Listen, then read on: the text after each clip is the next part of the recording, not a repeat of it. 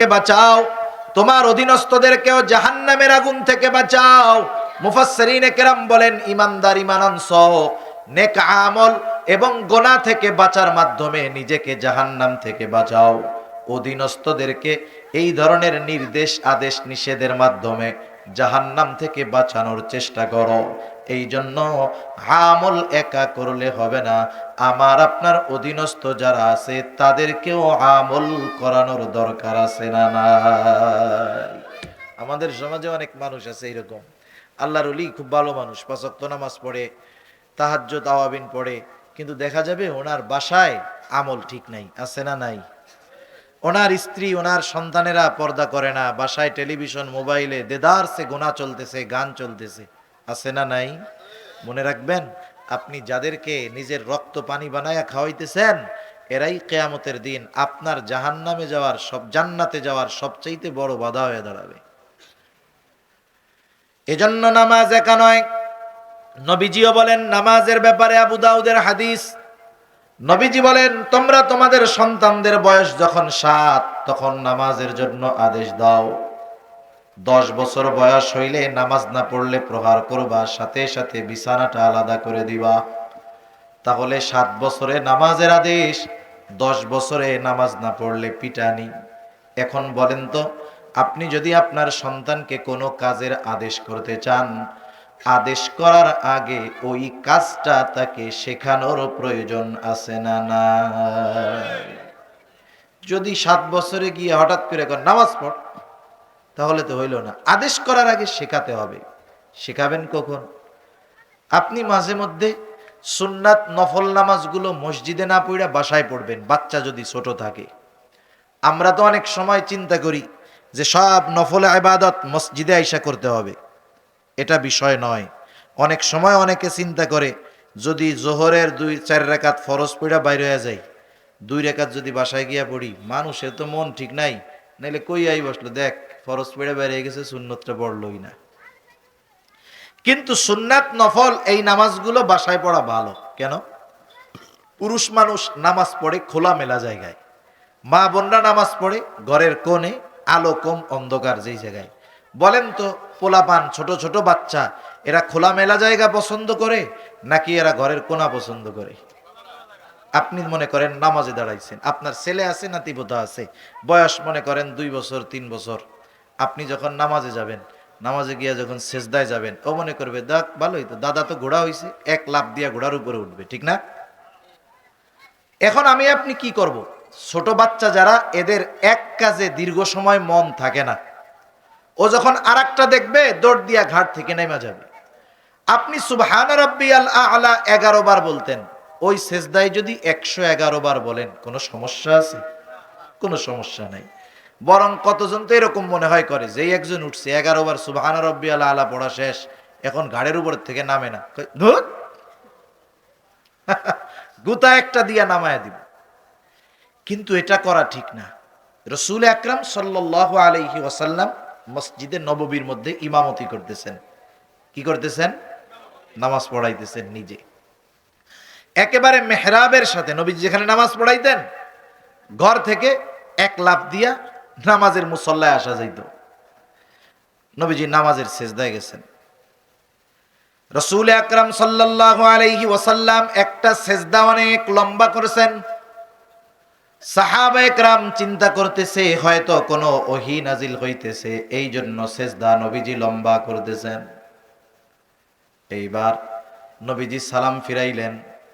যদি কখনো নামাজের মধ্যে ওহী নাজিল হতো, নবীজি সাহাবায়ে কেরামকে সাথে সাথে সেটা তিলাওয়াত করে শোনায়া দিতেন।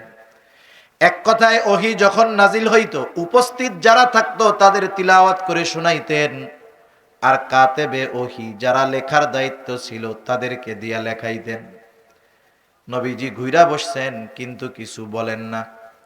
একজন উৎসুক সাহাবী প্রশ্ন করেছে, ইয়া রাসূলুল্লাহ, ওই রাকাতের ওই সিজদাটা এত দীর্ঘ করলেন, কোনো ওহী নাজিল হয়েছে নাকি? নবীজি বললেন, না, ওহী নাজিল হয় নাই। তাহলে সিজদা এত লম্বা করার কারণ কি ইয়া রাসূলুল্লাহ? নবীজি এবার বললেন, শোনো, আমি যখন সিজদায় গেলাম, আমার নাতি হুসাইন রাদিয়াল্লাহু তাআলা আন ও ঘাড়ের উপরে লাফ দিয়ে ওইটা খেলা শুরু করে দিল। হায়রে, নবীজি রহমাতুল লিল আলামিন কেমন ছিলেন? নবীজি ঘোড়া হইতেন, পিঠের উপরে হাসান হুসাইন রাদিয়াল্লাহু তাআলা আনহুমা দুইজনই উঠতো। সাহাবায়ে কেরাম দেখা মজা পাইতো। হুসাইন রাদিয়াল্লাহু তাআলা আনহু নানারে ঘোড়া বানায় বলতো, চলো ঘোড়া চলো। সাহাবায়ে কেরাম দেখাও মজা করতেন, বলতেন, হুসাইন তোমার ঘোড়াটা কিন্তু অনেক দামি, তোমার ঘোড়াটা কিন্তু অনেক দামি। এইভাবে নবীজি ঘোড়া হইতেন। নবীজি যখন সেজদায় গেছে, ছোট মানুষ মনে করছে নানা মনে হয় ঘোড়া হইছে, এবার লাফ দিয়া উপরে উঠে গেছে। সেজদা তো লম্বা করতেছে নবীজি, সাহাবায়ে কেরামও সেজদার মধ্যে আছে। আমাদের দেশে হইলে কি হইতো গন্ধ, কোন ইমাম যদি সুবহানা রব্বিয়াল আলা 11 বারের জায়গায় 21 বার হইলে প্রথমে হলো কাশাকাশি করতো মুসল্লি, প্রথমে একজন কাশি দিত, এরপরে দেখতে যে ওঠে না তো, এবার সব মুসল্লি একত্রে কাশাকাশি শুরু করে দিত। আর যদি উইঠা দেখতো, চিন্তা করে, এখন তো ফেসবুকের জামানা, মাঝে মধ্যে শোনেন না, নামাজের সেজদায় অমুক এলাকায় অমুক সেজদারত অবস্থায় ইন্তেকাল করছে, তাহলে মুসল্লিদের মধ্যে কেউ হয়তো চিন্তা করতো, তাহলে আমাদের ইমামও মনে হয় ওই রকম সৌভাগ্যবান ব্যক্তি। যদি উইঠা দেখতো যে ইমাম সাহেবের পোলা গাড়ির উপরে খেলতেছে আর উনি সেজদায় বসে রয়েছে, তাহলে কি কইতো, মুসল্লি ভাইরা তোরা ওঠ ওঠ, দেখ কি হইছে। ইমাম সাহেবের কইতো কি, এখনই গাঠটি নিয়ে যান, বাকি নামাজ আমরা পড়ে নিব নে। চিন্তা করে দেখেন, রহমাতুল লিল আলামিন নবীজি বলতেছেন হুসাইন ঘাড়ের উপরে উঠছে, খেলা শুরু করছে। আমি এটা পছন্দ করলাম না যে সে তার খেলার ব্যাপারে অতৃপ্ত থাকবে। সে খেলা করলো, তৃপ্ত হলো, নামলো, এরপরে আমি সেজদা থেকে মাথা উঠাইলাম। সুবহান। চিন্তা করে দেখেন, একটা বাচ্চার খেলাকে প্রাধান্য দিয়ে সেজদাকে প্রলম্বিত করে দিয়েছেন রহমাতুল লিল আলামিন। সেজন্য ছোট বাচ্চাদেরকে নামাজে মাঝে মধ্যে আনবো, তবে একেবারে বাচ্চাটা না, যেইটার 5-6 বছর বয়স হয়ে গেছে, কথা বললে বুঝে শুনে, ওকে মাঝে মধ্যে মসজিদের মধ্যে আনবো। অনেক সময় আমাদের এলাকায় মানুষজন বোঝে না। বলেন তো, বাচ্চা কাচ্চা মসজিদের মধ্যে আসলে একটু খেলাধুলা দৌড়াদৌড়ি করতেই পারে, ঠিক কিনা কন? রাসূলুল্লাহ সাল্লাল্লাহু আলাইহি ওয়াসাল্লামের জামানায় আয়েশা সিদ্দিকা রাদিয়াল্লাহু তাআলা আনহা মসজিদের পাশে হুজরা, ছোট ছোট হাবশি আফ্রিকান ছোট ছোট বাচ্চারা মসজিদের মধ্যে খেলাধুলা করতো, দৌড়াদৌড়ি করতো। এখন ছোট বাচ্চারা মসজিদে আইসা যদি খেলাধুলা করে, আমরা মনে করি যে নাপাক হয়ে গেল, মনে হয় সব। না না, মসজিদকে ও যেন ওর সবচাইতে নিরাপদ জায়গা মনে করে, এজন্য ওরা যখন মসজিদে আসবে বাহির করে দেওয়া যাবে না। অনেকে বলে, হুজুর পোলাপান আসে, পোলাপান চেঁচামেচি করলে খুশু খুশু নষ্ট হয়ে যায়, একাগ্রতা নষ্ট হয়ে যায়। আমার ওনারে বলতে মন যায় যে এখন এই যে যুদ্ধ চলতেছে না, যুদ্ধ জেহাদ চলতেছে, আল্লাহ তাআলা হয়তো হতেও পারে ওই রকম পরিস্থিতি যদি আমাদেরও হয়, আমাদেরও কাফেরদের বিরুদ্ধে লড়াই করতে হবে না। জেহাদের ময়দানেও কিন্তু নামাজ ছাড়ার কোনো উপায় নাই। একদল পড়বে আর একদল পাহারা দিবে, আর একদল যুদ্ধ করবে, এটা হলো নিয়ম। এখন মনে করেন, আগে তো তলোয়ারের যুদ্ধ ছিল, এখন কি তরবারির যুদ্ধ আছে? বোমা মারবে না একটা। এখন মনে করেন ওই আল্লাহর বান্দা নামাজে দাঁড়াইছে, ওই কোনা ইসরায়েল মারছে এক বোম, নামাজের মধ্যে থাকবো? সবকিছু নিয়েই তো পালাবে। তা যার শিশু বাচ্চা বা ছোট বাচ্চার চেঁচামেচিতে নামাজের খুশু নষ্ট হয়ে যায়, এই যুদ্ধের ময়দানে নামাজ পড়বে কেমনে, ঠিক কিনা বলেন? অবস্থা কি হবে? শুনেন, তুর্কিরা বলে, যেই মসজিদের পেছন থেকে বাচ্চাদের গলার আওয়াজ পাওয়া যায় না, বুঝতে হবে ওই মসজিদের বা ওই এলাকার ভবিষ্যৎ অন্ধকার। ওই এলাকার ওই মসজিদ আবাদকারী খুঁজে পাওয়া যাবে না। এজন্য ছোট বাচ্চারা যেন মসজিদে আসে, তরুণ কিশোরেরা যেন মসজিদে আসে, এজন্য প্রত্যেকটা মসজিদ কর্তৃপক্ষের উচিত এই ধরনের ব্যবস্থাপনা করা। চকলেট রেখে দেওয়া, যে বাচ্চারা যে আসবে চকলেট খাও। ছোট বাচ্চা ও আগ্রহের সাথে মসজিদমুখী হওয়া শুরু করবে। বিভিন্ন রকমের কর্মসূচি গ্রহণ করা যেতে পারে, যাতে কিশোরেরা, যুবকেরা, ছোট ছোট বাচ্চারা মসজিদমুখী হয়, তারা যেন মসজিদকে অন্তর দিয়ে ভালোবাসতে পারে। দেখেন না, মসজিদুল আকসার মোহাব্বতে, ওই পবিত্র ভূমি জেরুজালেমের মোহাব্বতে হাজার হাজার নয়, লক্ষ লক্ষ শিশু জীবন দিতে প্রস্তুত। আপনি অবাক হয়ে যাবেন, এই ফিলিস্তিনের গাজার ছোট ছোট বাচ্চারা নিজেদের জীবন আল্লাহর রাস্তায় উৎসর্গ করার জন্য কেমন প্রস্তুত থাকে। তারা হাতের মধ্যে নিজের নাম, বাপের নাম, ঠিকানা লিখে রাখে, পায়ে লিখে রাখে, গায়ে লিখে রাখে, কারণ ও জানে না যে আমার মৃত্যুটা কেমনে হবে। হয়তো ওই হানাদার জালেমদের বুলেটে মরতে পারি, বোমার আঘাতে মরতে পারি, দেহটা ছিন্ন বিচ্ছিন্ন হয়ে যেতে পারে, কিন্তু যদি কোনো লেখার অংশটা চোখে পড়ে তাহলে আমার পরিচয়টা শনাক্ত করতে পারবে। এজন্য ছোট ছোট বাচ্চারা নিজেদের গায়ে নিজের পরিচয় লিখে রাখে। ঈমানের হালাত, ঈমান কোন স্তরের হলে একটা ছোট বাচ্চা এরকম কাজ করতে পারে, এটা আমাদের জন্য অকল্পনীয় বিষয়, ঠিক কিনা বলেন? তাদের সাথে আমাদের তুলনাই চলে না।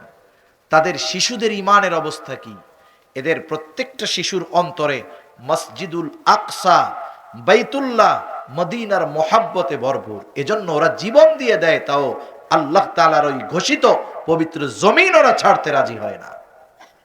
আমরা আমাদের সন্তানদের মসজিদে আনবো না ইনশাআল্লাহ? একটু আয়েশা যদি চেঁচামেচি করে, দৌড়াদৌড়ি করে, আমরা রাগ হব? বাচ্চারা মসজিদে খেললে কোনো অসুবিধা নাই, দৌড়াদৌড়ি করুক, অসুবিধা কি? সে মসজিদকে যেন নিজের নিরাপদের জায়গা মনে করে। নাইলে আজকে যদি ধমক দিয়ে বের করে দেন, 15 বছর পরে, আজকে এক ধমক দিয়ে বের করে দিলেন, 15 বছর পরে সকলে মিলে যদি ঠ্যাং দইরাও টানেন, মসজিদের দিকে আসবে না। সেজন্য নামাজি নিজে হব, সন্তানদের নামাজ পড়াবো। এর একটা প্রভাব আছে। বাবা যেই কাজ করে সন্তান প্রথম শিশুকালে ওটাকে ভালো মনে করে। বাবা যে কাজটা করে শিশুরা ওই কাজটাকে ভালো মনে করে। বাবা যদি সন্তানের সামনে কোনো মন্দ কাজ করে, সন্তানও ওইটাকে ভালো মনে করেই সে করতে থাকে। এর অহরহ নজির, উদাহরণ আপনাদের সামনে দেওয়া যাবে। আর নামাজ এমন এক ইবাদত, এই ইবাদতের মাধ্যমে দুনিয়াও পাওয়া যায়, আখিরাতে পাওয়া যায়। সুবহানাল্লাহ বলেন। অথচ মানুষ দুনিয়া তালাশ করতে গিয়ে নামাজ পড়ে না। দোকানদার নামাজ পড়ে না কেন? বেচা কেনার ব্যস্ততায়। সিএনজিওয়ালা নামাজ পড়ে না কেন? যাত্রী বহন করার ব্যস্ততায়। কৃষক নামাজ পড়ে না কেন? তার কৃষিকাজের ব্যস্ততায়। চাকরিজীবী নামাজ পড়ে না কেন? চাকরির ব্যস্ততায়। বলেন তো, মানুষ এই কর্ম কেন করে? রিজিকের জন্য করে, ঠিক কিনা বলেন? এখন রিজিকের জন্য সে নামাজ পড়ার টাইম পায় না, কিন্তু রিজিকের মালিক কে? আর একটু জোরে, কে? এখন বলেন, রিজিকের মালিক যে আল্লাহ, এ ব্যাপারে কোনো সন্দেহ আছে? আমরা বিশ্বাস করি রিজিকের মালিক আল্লাহ। তাইলে রিজিকের মালিক, রিজিক পাওয়ার যেই পদ্ধতি বলছেন, ওই পদ্ধতি বাদ দিয়ে যদি রিজিক তালাশ করি, রিজিক তালাশ করব ঠিক, হয়তো কিছু পাবো ঠিক, কিন্তু বরকতময় প্রশস্ত রিজিক আমরা পাবো না, ঠিক কিনা বলেন? এখন আসেন, রিজিকের মালিক কি বলতেছে? রিজিকের মালিক বলে, ওয়া'মুর আহলাকা বিস-সালাতি ওয়াসতাবির আলাইহা লা নাসআলুকা রিজকা নাহনু নারযুকুকা ওয়াল আকিবাতু লিত-তাকওয়া। আল্লাহ তাআলা বলেন, ওয়া'মুর আহলাকা বিস-সালাহ, তুমি তোমার অধীনস্থ যারা আছে তাদেরকে নামাজের আদেশ দাও। ওয়াসতাবির আলাইহা, তুমিও তার উপরে অটল থাকো, অর্থাৎ তুমিও নামাজি হও, অধীনস্থদেরকেও নামাজি বানাও। তাহলে লাভ কি হবে? আল্লাহ তাআলা বলেন, বান্দা, লা নাসআলুকা রিজকা, আমি আল্লাহ তোমার কাছে রিজিক চাই না, কিন্তু তুমি নামাজি, তোমার ঘরের মানুষগুলো যদি নামাজি হয়ে যায়, নাহনু নারযুকুকা, তোমরা নামাজি হওয়ার কারণে আমি আল্লাহ তোমাদের রিজিক দিয়ে দিব। সেজন্য হযরত লোকমান সন্তানকে ইবাদতের শিক্ষা দিচ্ছেন। 1 নম্বরে বলতেছে, ইয়া বুনাইয়া কিমিস সালাহ, হে আমার বৎস, তুমি নামাজ কায়েম করো। 2 নাম্বার, কিছু আমল আছে এটা সমাজের সাথে সম্পৃক্ত। হযরত লোকমান বলতেছে, আমার সন্তান, ওয়া'মুর বিল মা'রুফ ওয়ানহা আনিল মুনকার, তুমি নিজে নামাজি হবা, সাথে সাথে সমাজের মানুষকে ভালো কাজের আদেশ করবা, অসৎ কাজের নিষেধ করবা। আমরা হলাম শ্রেষ্ঠ উম্মত। কি উম্মত বলেন তো? শ্রেষ্ঠ উম্মত, বেশি সময় আর কষ্ট দিব না। শ্রেষ্ঠ উম্মত, কিন্তু শ্রেষ্ঠ উম্মত কিসের ভিত্তিতে? আগের নবীদের উম্মতেরও হাত দুইটা ছিল, পা দুইটা ছিল, চোখ দুইটা ছিল, কান একটা ছিল। এখন আমরা কেন শ্রেষ্ঠ? মূলত আমরা শ্রেষ্ঠ হলো তখনই শ্রেষ্ঠ হব যখন ভালো কাজের আদেশ করব, অসৎ কাজের নিষেধ করব। আল্লাহ তাআলা বলেন, কুনতুম খায়রা উম্মাতিন উখরিজাত লিন-নাস তা'মুরুনা বিল মা'রুফি ওয়া তানহাউনা আনিল মুনকার। তোমরা হলে শ্রেষ্ঠ উম্মত, তোমাদেরকে মানুষের কল্যাণের জন্য বের করা হয়েছে। কিসের মধ্যে কল্যাণ? তা'মুরুনা বিল মা'রুফি ওয়া তানহাউনা আনিল মুনকার, ভালো কাজের আদেশ করো, অসৎ কাজের নিষেধ করো। বলেন তো, সমাজে যদি ভালো কাজের আদেশ, অসৎ কাজের নিষেধ করতে যাওয়া হয়, বিপদ আপদ মুসিবত আসার সম্ভাবনা আছে না নাই? হযরত লোকমান বলতেছে, আমার সন্তান, ভালো কাজের আদেশ, অসৎ কাজের নিষেধ করতে গিয়া যদি মুসিবত চলে আসে, কি করবা? ওয়াসবির আলা মা আসাবাক, তুমি তখন মুসিবত আসলে সবর করবা। কেননা ইন্না যালিকা মিন আজমিল উমুর, এটা কিন্তু বড় একটা ব্যাপার। এই কাজ করতে গেলে মুসিবত আসতে পারে, বিপদ আসতে পারে। এই জন্য বিপদ আপদ মুসিবত আসলে সবর করবা। 4 নম্বর শিক্ষা, 4 নম্বর শিক্ষা আমরা একটু মনে রাখবো, শেষের দিক তো। 1 নম্বর ঈমানের শিক্ষা সন্তানকে দিব। কিসের শিক্ষা বলেন? 2 নম্বর আল্লাহর কুদরত বা আকীদার ব্যাপারে শিক্ষা দিব। 3 নম্বর ইবাদতের ব্যাপারে শিক্ষা দিব। 4 নম্বর সামাজিকতার ব্যাপারে শিক্ষা দিব। মানুষের সাথে কেমনে চলবো। একটা মানুষ তো অপর মানুষের হক তখনই আদায় করতে পারে যখন সে অন্যকে তুচ্ছ করে না, বা অন্যকে তুচ্ছ করে নিজেকে বড় মনে করে না, তখন মানে অহংকার করে না তখন। হযরত লোকমান এবার সন্তানকে বলতেছে, হে আমার সন্তান, ওয়ালা তুসাইর খাদ্দাকা লিন-নাস ওয়ালা তামশি ফিল আরদি মারহা, তুমি কখনো মানুষের দিক থেকে মুখ ফিরায়া কথা বলবা না। এর অর্থ হলো মানুষের সাথে অহংকার কইরা কথা বলবা না। কারণ অহংকার এমন এক পাপ যেটা আসমানে সংগঠিত হয়েছে। আসমান জমিনে সংগঠিত প্রথম পাপ হলো অহংকার।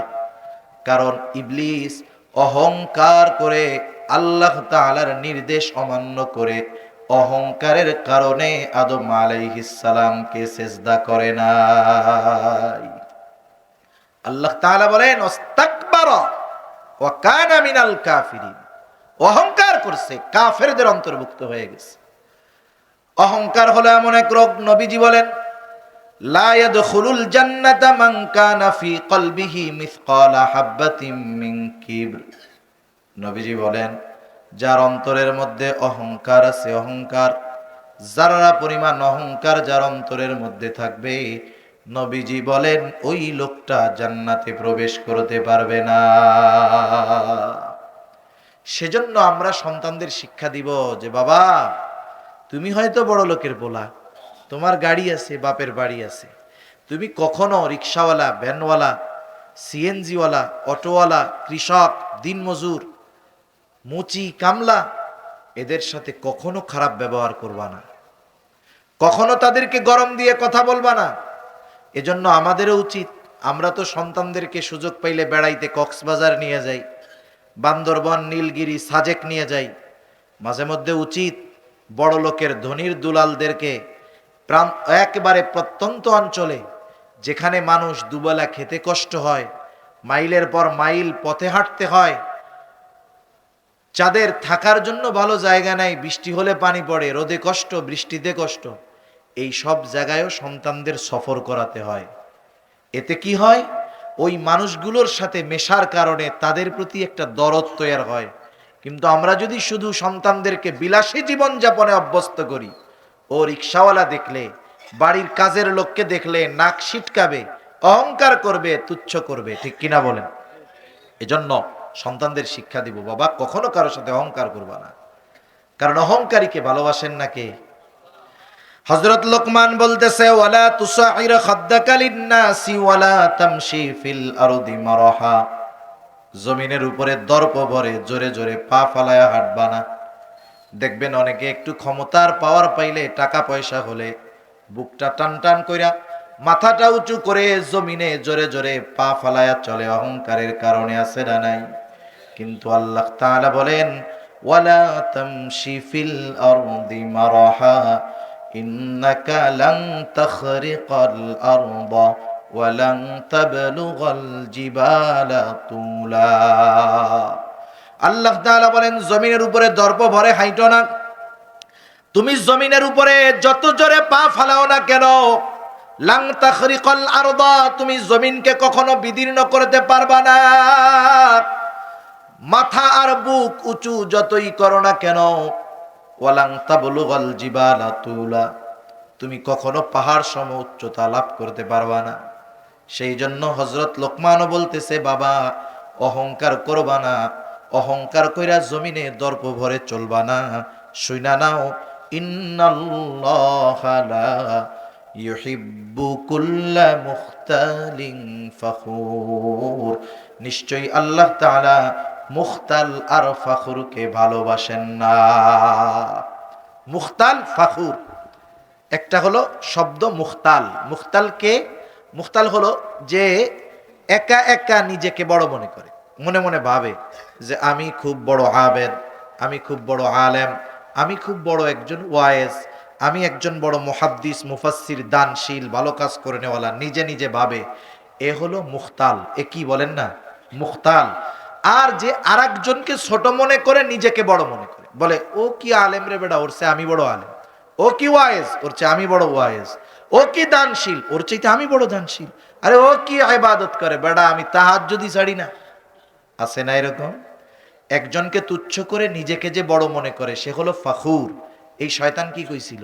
সেজদা করস নাই কেন? শয়তান বলে আনা খায়রুম মিন, আমি ওর চাইতে কি, বলেন না, আমি ওর চেয়ে ভালো। শয়তান কি বলতেছে? আনা খায়রুম মিন, আমি ওর চেয়ে ভালো। এই যে আদমকে তুচ্ছ করছে, নিজেকে ভালো বলছে। আল্লাহ তাআলা বলেন, আমি মুখতাল আর ফাখুরকে পছন্দ করি না। আমরাও মুখতালও হব না, ফাখুরও হব না। কখনো অন্যকে তুচ্ছ আমরা করব না। একজন মানুষ আজকে টাকা পয়সা নাই, হতে পারে একটা সময় আমারও ওই পরিণতি হতে পারে। এক সময় আমারও ছিল না, আল্লাহ তাআলা দিয়েছেন। ওনার নাই, ওনাকে আল্লাহ দিতে পারে। সেজন্য সমাজের একেবারে নিম্ন স্তরের মানুষটার প্রতিও আমরা সহানুভূতি, ভালোবাসা রাখবো, তুচ্ছ মনে করব না। দেখবেন আল্লাহ সুবহানাহু ওয়া তাআলা এই বিষয়গুলো যদি আমরা অর্জন করতে পারি, সন্তানদের অর্জন করাতে পারি, দেখবেন হৃদয়টা বড় হয়ে যাবে, আত্মার প্রশান্তি আসবে। সেজন্য আমরা কাউকে তুচ্ছ করব না।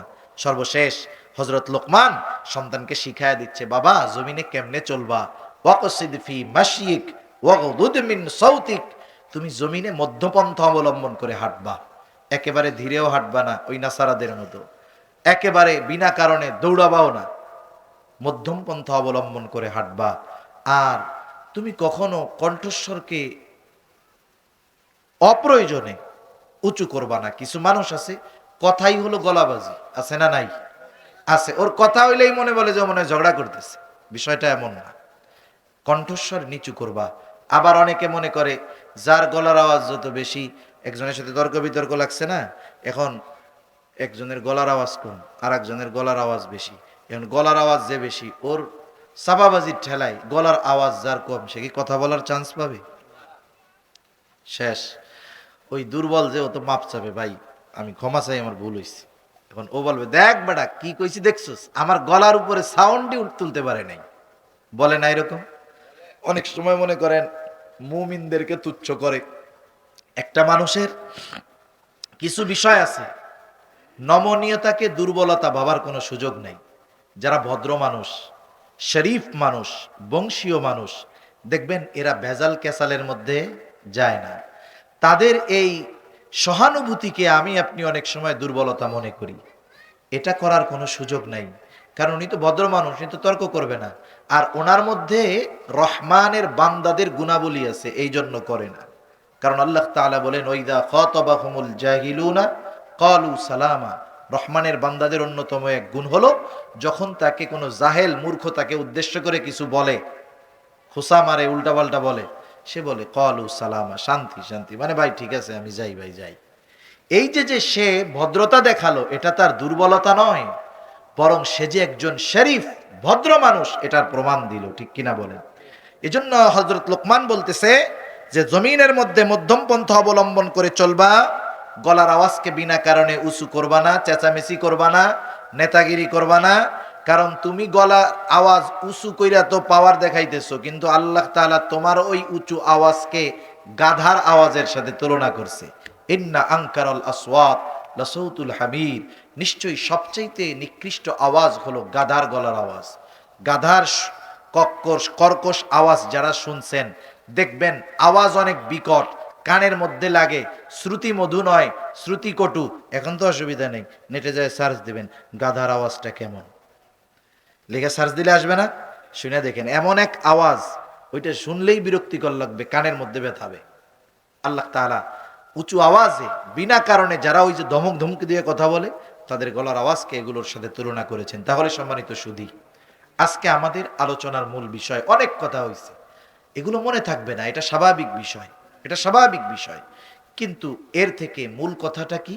মূল কথা হলো আমরা আমাদের সন্তানদেরকে টাকার মেশিন নয় বরং সম্পদে পরিণত করব, যে সম্পদ দুনিয়া আখেরাতে কাজে লাগবে। ঠিক কিনা বলেন? যদি করতে হয় কি করতে হবে? আমাদের সন্তানগুলোকে গড়ে তুলতে হবে কোরআন সুন্নাহর আলোকে। সন্তান যে লাইনেরই হোক, মাদ্রাসায় পড়ুক আর জেনারেলে পড়ুক, এই শিক্ষাগুলো আমাদের প্রত্যেকের দরকার আমাদের সন্তানদেরকে দেওয়া। কি বিষয়ে শিক্ষা দিব? 1 নাম্বার তাদেরকে ঈমানের শিক্ষা দিব, 2 নাম্বার তাদের আকীদা, আল্লাহ তাআলার কুদরতের ব্যাপারে তাদেরকে আমরা ভালোভাবে জানাবো, 3 নাম্বার আমলের শিক্ষা দিব, 4 নাম্বার সমাজের মানুষের সাথে কেমন ভাবে আচরণ হবে, চলতে হবে, এই শিক্ষা আমরা আমাদের সন্তানদেরকে দিব। ইনশাআল্লাহ দেওয়া যাবে না? এ দায়িত্বটা আমাদের, আমার সন্তানকে শিক্ষা দেওয়ার দায়িত্ব আমাদের। আলহামদুলিল্লাহ, অনেকে আবার দরদ বা দরদি হয়ে এই দায়িত্বগুলো নিজেদের কাঁধে নেন। এই যে মাদ্রাসাটা দেখেন, এই মাদ্রাসাগুলোর মধ্যে ছোট ছোট বাচ্চাদের দিয়ে যাওয়া হয়। এই শিক্ষাগুলো যখন দেওয়ার কথা তখন তাকে দেওয়া হলো মাদ্রাসায়। এই মাদ্রাসার মধ্যে ওস্তাদেরা নিজেদের সন্তানের মতো করে বাচ্চাদেরকে এই বিষয়গুলোই মূলত শিক্ষা দেন। বাস্তবতা কি জানেন?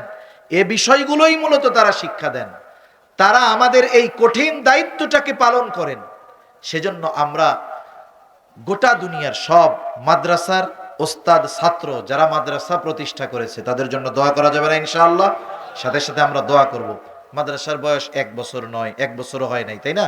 কত সুন্দর একটা পড়াশোনার পরিবেশ, একটা মাদ্রাসার পরিবেশ যেমন হওয়ার দরকার, একেবারে টয়লেট সব ভিতরে, মসজিদে যাওয়া আসার ব্যবস্থাপনা ভিতরে, কত সুন্দর পরিবেশ। সেজন্য আমরা এই প্রতিষ্ঠানের জন্য দোয়া করব। সাথে সাথে আমাদের সন্তানদেরকে সুসন্তান দুনিয়া আখেরাতের সম্পদে পরিণত করার জন্য এই সমস্ত দ্বীনি প্রতিষ্ঠানে আমরা ছাত্রদের দিব। দেওয়া যাবে না ইনশাআল্লাহ? দেওয়া যাবে তো? কারণ আজকে বুঝতেছেন না, আজকে চিন্তা করতেছেন ছেলেটারে বিসিএস ক্যাডার বানাই, অনেক টাকা পয়সার মালিক হবে, কিন্তু এই ছেলে যদি ঘুষখোর হয়, আপনি এলাকায় ওরে নিয়ে গর্ব করতে পারবেন না। পারবেন? আপনার সামনে যে যাই হোক, ওই যে সুদ করে ঘুষ করে বাপ যাইতেছে। আর আপনি যদি একটা ছেলেকে ভদ্র সন্তান বানান, আলেম হোক বা না হোক, ছেলেটা যদি মুআদ্দাব হয়, ভদ্র হয়, মানুষ, ও যদি বেকারও হয়, মানুষ ওর জন্য আফসোস করবে, আরে ছেলেটা বড় ভালো রে, কিন্তু ঘুষ টুস দিল না বইলা চাকরি টাকরি হইল না।